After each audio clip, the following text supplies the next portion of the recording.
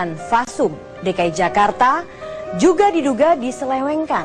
Jumlahnya mencapai puluhan triliun rupiah.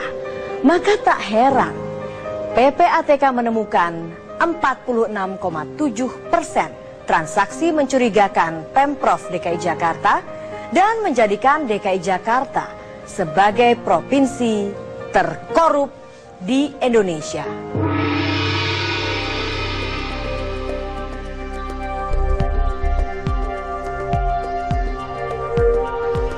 Adalah Priyanto, Wakil Gubernur DKI Jakarta yang mengungkap penyelewengan anggaran pendapatan dan belanja DKI Jakarta yang terindikasi merugikan keuangan negara.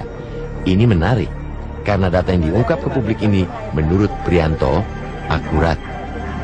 Penyelewengan yang dimaksud adalah pengadaan Fasos dan Fasum Taman BMW yang nilainya mencapai 737 miliar rupiah. Modusnya, 7 pengembang menyerahkan tanah ke Pemprov DKI Jakarta yang tidak disertai sertifikat tanah tersebut. Tanah itu pun masih dikuasai warga yang memiliki surat alias hak kepemilikan tanah. Jam 5 sore atau sekitar setengah 6. Pak, saya jujur ini saya berdiri di depan dia. Ini tanda tangan. Iya. Ini tanda tangan Pritola, para Pritola. Iya. Ini tanda para daripada Xiaomi. Iya, ini sudah saya periksa. Pak Pritola sudah saya periksa. Ya, Pak Xiaomi sudah saya periksa, Pak, mengaku para mereka. Ini dari dua ini kami disodorkan oleh Pak Koke, Pak. Nah, waktu saya membuat ini kepada Pak Sutioso, ini tanda tangan Bapak. Maaf ini Pak ya. Tapi karena itu waktu itu secara lisan beliau menjawab. Maaf ini, saya garis bawah ya. Jangan nanti macam-macam. Karena secara lisan langsung Pak Sutioso kepada kami bertiga dengar. Ada saksi? Ada. Wah, saya tidak ada apa-apa. Tapi ini Pak Limbong, ya tak gubernur Koke kalau tidak saya tanda tangan. Itu satu. Yang kedua, ulangi. tak gubernur Koke. Oh, tak, maksudnya nggak jadi gubernur? Ya, kalau tidak ini saya tanda tangan. Pemirsa, Jokowi dan Ahok menghadapi masalah besar dalam membangun Jakarta. Pembangunan di Jakarta terambat oleh berbagai masalah sengketa lahan. Pemprov DKI Jakarta kecolongan dalam masalah lahan karena beberapa ahli waris memiliki bukti-bukti kuat soal kepemilikan lahan. Harga tanah yang semakin tinggi menyebabkan persoalan tanah kian rumit dan menjadi masalah hidup atau mati. Berikut liputan tim News Track.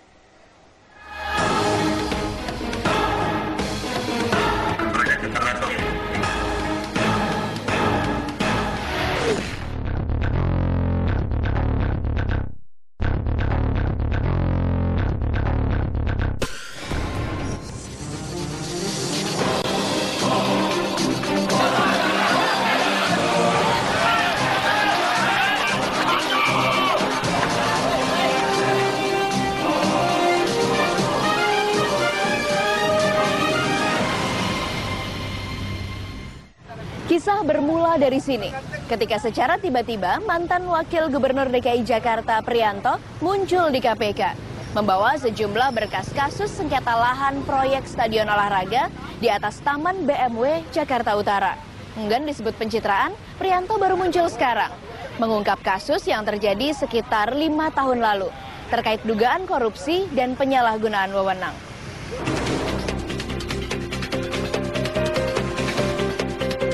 Kasus Taman BMW atau Bersih, Manusiawi, dan Wibawa yang berlokasi di kawasan Jakarta Utara kembali mengemuka setelah mantan Wakil Gubernur DKI Jakarta, Priyanto, mengunjungi Komisi Pemberantasan Korupsi 7 Agustus lalu.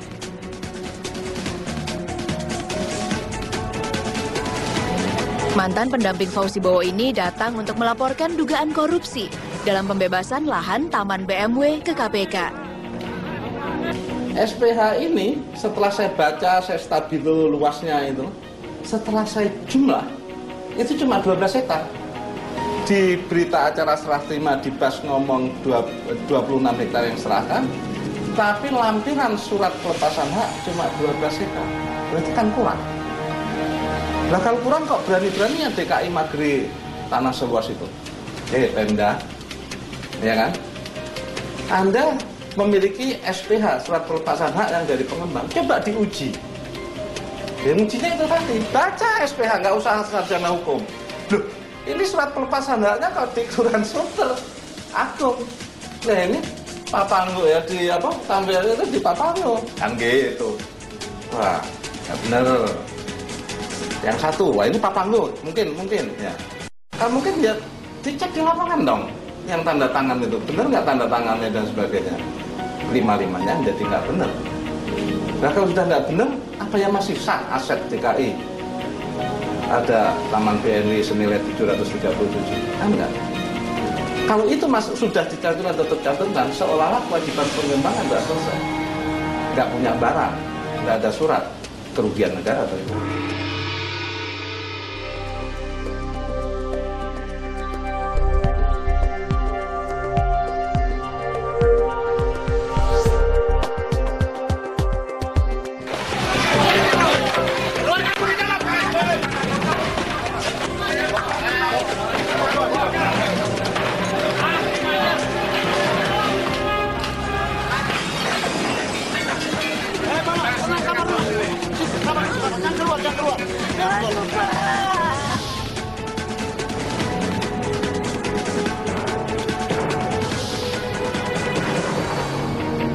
Sejatinya, kasus Taman BMW pernah dianggap selesai. Kontroversi kepemilikan tanah yang ditaksir bernilai 737 miliar rupiah ini terjadi pada 2007 lalu. Saat tanah yang diklaim milik Donald Wolf, ahli waris tanah, juga diakui milik sebuah pengembang yang kemudian menyerahkannya ke Pemprov DKI Jakarta sebagai lahan fasos dan fasum.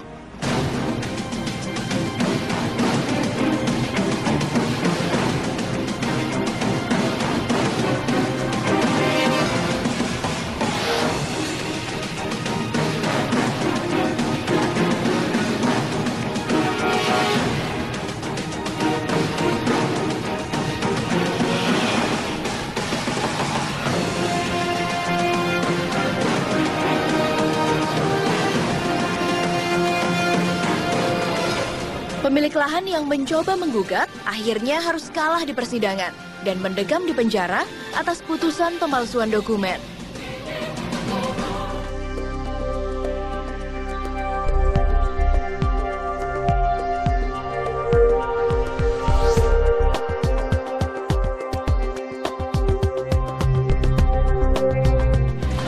Kini tanggung jawab berpindah. Duet Jokowi Basuki yang pernah menjanjikan akan membangun stadion sepak bola bertaraf internasional di atas lahan BMW harus memutar otak. Hingga kini proyek pembangunan stadion memang belum dimulai. Masalah administrasi menjadi satu-satunya simpul penunda. Sekarang gini, jadi kita mesti satukan persepsi dulu. Misalkan kamu punya rumah, kamu punya sertifikat, kalau saya kirim surat kepada BPN atau kepada siapapun, mengatakan tanah kamu itu warisan nenek moyang saya. Apakah dengan itu lalu kamu tidak berhak menempati rumah Anda, harus diusir? Pasti harus, Anda akan menuntut saya, kalau betul punya saya, kamu lapor dong ke pengadilan, tuntut saya. Ini kan mereka juga nggak tuntut, yang tuntut pengadilan udah gagal. Nah sekarang cuma minta keadilan mereka, kamu merasa punya kamu, ya tuntut dong, gugat aja ke pengadilan sampai jelas. Kan udah kalah dia.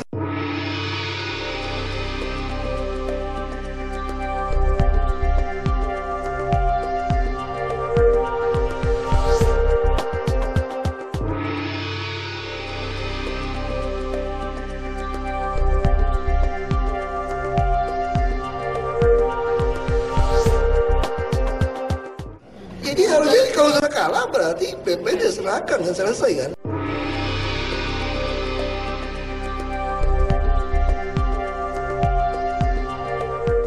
Kami juga nggak bisa musir kan, kami juga belum punya kami kan, kami juga belum punya kami kan, kami juga belum punya kami kan.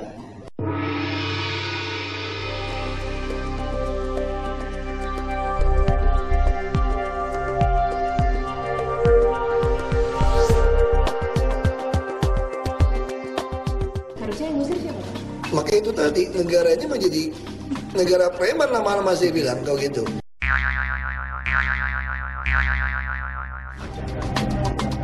Sengketa lahan ternyata menjadi kasus yang sangat populer di ibu kota. Kisah sengketa Taman BMW ini menjadi satu contoh di mana ketegasan pemerintah diperlukan. mungkin katakanlah di masa lalu kita punya kelemahan dalam mendapatkan seluruh aset-aset yang menjadi haknya Pemprov. Kelemahan itu misalnya dikaitkan bahwa tidak ada upaya ataupun sudah ada upaya tetapi ternyata memang membutuhkan biaya atau memang memerlukan proses waktu. Harus diakui di Jakarta ini sengketa persoalan tanah itu adalah persoalan yang paling besar terkait dengan pengelolaan pembangunan fasilitas kota dan prasarana kota. Nah, sengketa pemilikan lahan ini menjadi penting karena memang satu harus diakui nilai lahannya semakin tinggi. Nah, di sini Pemprov kan ada biro yang bertanggung jawab terkait dengan persoalan inventarisasi aset Pemprov DKI. Nah, belajar dari kasus misalnya X dari lahan gedung wali kota Jakarta Barat saja, ternyata di situ Pemprov bisa kecolongan karena ahli waris punya bukti-bukti yang lebih kuat bahwa tanah itu milik mereka. Nah, sekarang untuk kasus yang terjadi yang di lahan BMW, nah disinilah Pemprov DKI meminta kepada pihak pengembang untuk menjelaskan riwayat kronologis bagaimana mereka mendapatkan tanah tersebut, ke siapa saja mereka melakukan hubungan interaksi, apakah ada jual beli, pembebasan lahan. Kemudian juga dipertanyakan mengapa ahli waris tidak mendapatkan haknya. Nah, sekarang untuk kasus yang terjadi yang di lahan BMW, nah disinilah Pemprov DKI meminta kepada pihak pengembang untuk menjelaskan riwayat kronologis bagaimana mereka mendapatkan tanah tersebut, ke siapa saja mereka melakukan hubungan interaksi, apakah ada jual beli, pembebasan lahan. Kemudian juga dipertanyakan mengapa ahli waris tidak mendapatkan haknya. Mengapa ahli waris tidak mendapatkan haknya.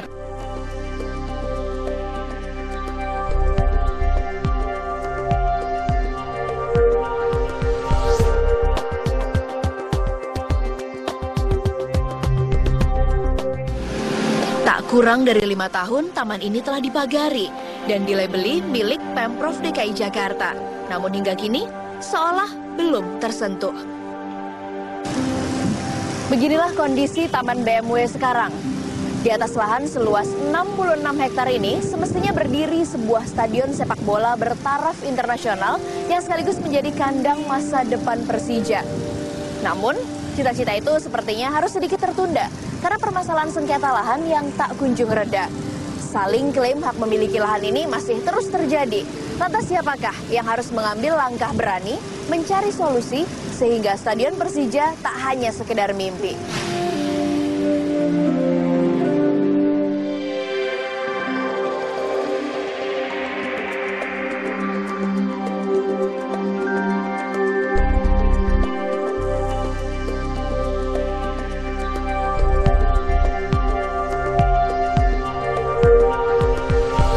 Pada tanggal 11 Maret, berkat perjuangan semua pihak yang dikomandoi oleh Pak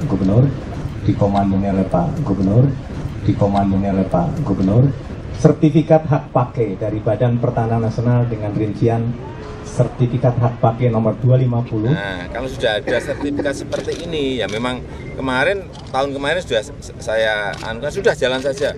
Tapi kepala dinas nggak berani, kan belum ada sertifikat Pak, nggak berani, ya sudah, sekarang sertifikat kita urus.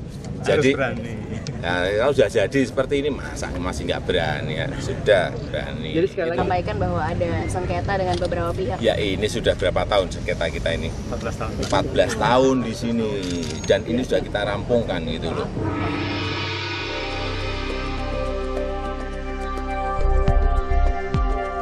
Kalau ini sudah rampung, yang ini sudah rampung, yang masih ada gugatan, di luar ini masih ada gugatan.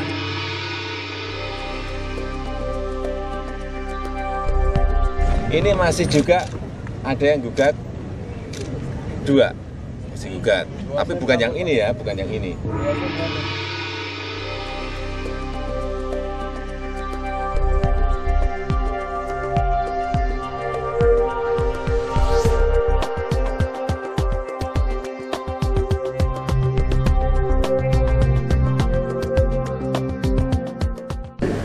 Jelas di mana lokasinya yang dia tuntut, sehingga kalau memang sudah jelas lokasinya bisa apa tentukan berarti kan bisa diproses, maksud saya begitu.